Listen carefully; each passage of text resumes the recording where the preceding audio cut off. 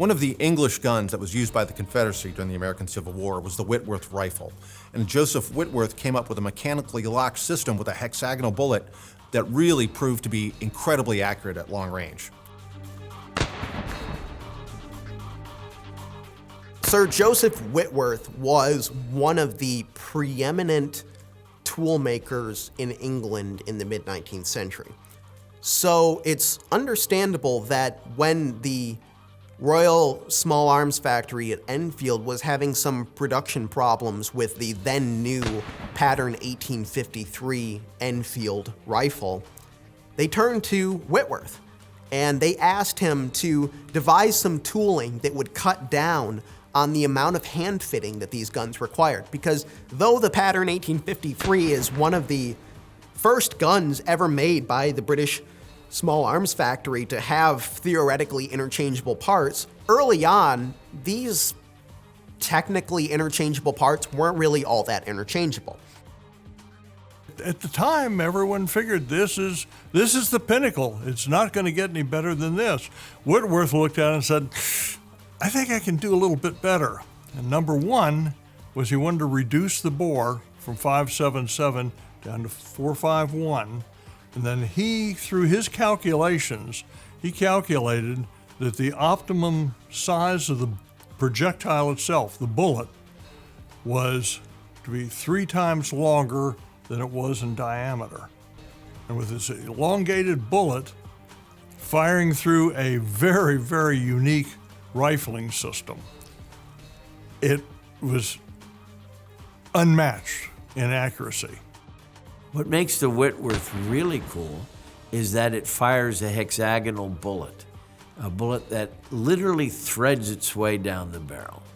Now, up until this time, we've relied on the fact that an object in motion, as it accelerates, expands. And that's how the mini balls were designed to work with the rifling, the shallow rifling, and most of the rifle muskets that it was used in. The hollow base, the skirt, would expand, catch the rifling, and then come out spinning.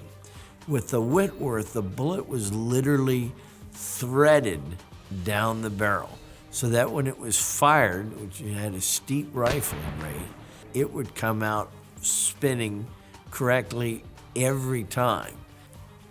And the fact that it was a hexagonal bore rifling and the bullet was seated in that rifling gave very little chance for gases to escape around it, and so the pressure was uniform throughout, adding to the accuracy of these guns, which could easily hit a target at 2,000 yards.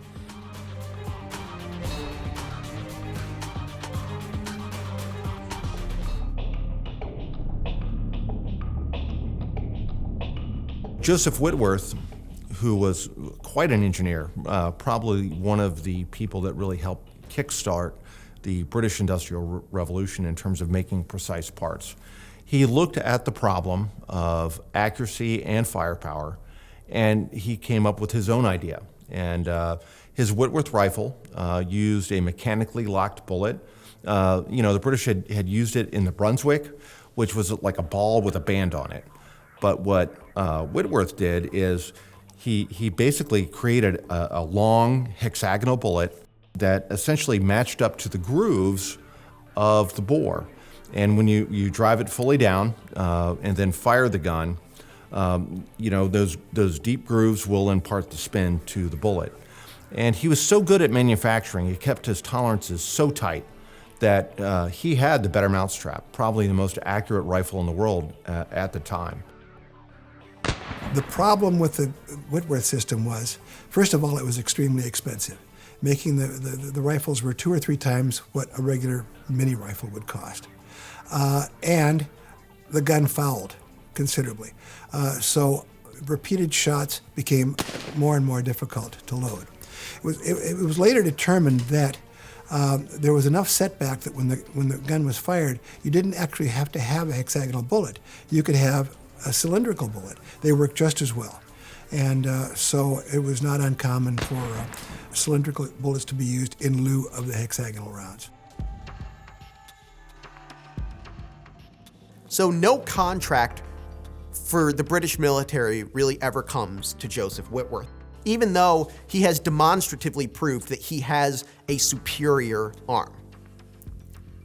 Where these guns do see service, however, is in the American Civil War. Of course, Confederate purchasers come to England to buy up every kind of shoulder arm that they can, and this mostly consists of the pattern 53s. But there are a select few number of Whitworth rifles that make their way over to the Confederacy. There are scant few in number. I mean, just literally on the order of dozens. And the problem the Confederacy faced is it shoots a very unique kind of projectile. So they don't have a lot of capability with these platforms, but when they do put them to use, they're remarkably accurate and remarkably capable. Whitworth sharpshooters are used to pick off Union artillery crews at thousands of yards. And most famously, one of the instances where a Whitworth is used to great effect is in the killing of Major General John Sedgwick at the Battle of Spotsylvania Courthouse in 1864. Sedgwick and his men are about 1,000 yards behind the line of fighting when they start hearing this shrill whizzing noise of bullets whizzing past them. And this is the distinctive noise of those hexagonal bullets ripping through the air. And all of Sedgwick's staff officers start ducking for cover. And he admonishes them. He says, "What? Men dodging this way and that way for single bullets?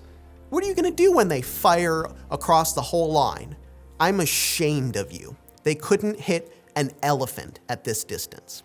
And at that moment, a Whitworth bullet hits John Sedgwick in the head at a distance reputedly of about 1,000 yards, and he's killed instantly. And that displays what these guns really were capable of in the hands of a competent, trained, skilled marksman.